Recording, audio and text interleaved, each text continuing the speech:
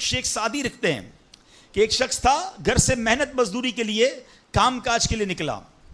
उसने देखा कि एक लोमड़ी है, अंधी है, अपाहज है, न देख सकती है न चल सकती है। वो हैरान हो गया, हाथ पैर भी नहीं, आंखें भी नहीं, ये लोमड़ी खाती कहाँ से है, चेक करता हूँ। थोड़ी देर बैठा तो एक शेर आया। शेर ने कहीं से शिकार किया था, वो अपना शिकार लोमड़ी के आगे डाल दिया। अंधी लोमड़ी, उसने जो खाना था खाया, बाकी शेर लेके चला गया।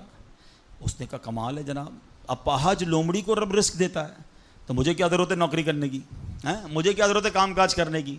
जाके बैठ गया मस्जिद में, 3 दिन जिक्र करता रहा, इबादत करता रहा, एक दाना खाने को नहीं मिला।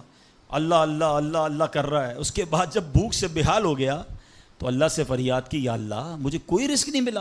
क्या शानदार इरशाद होता है, अभी कैसा ज़बरदस्त जुमला है। इरशाद हुआ, तूने लोमड़ी देखी है, शेर नहीं देखा है। लोमड़ी क्यों बनना है, शेर बनना, अपना रिस्क भी कमा और दूसरे को खिलाने वाला बन जा। कुछ लोग समझते मुझे कोई और खिलाए, मेरा भाई कमा रहा है, मैं घर में बैठा मजे करता रहूं। नहीं।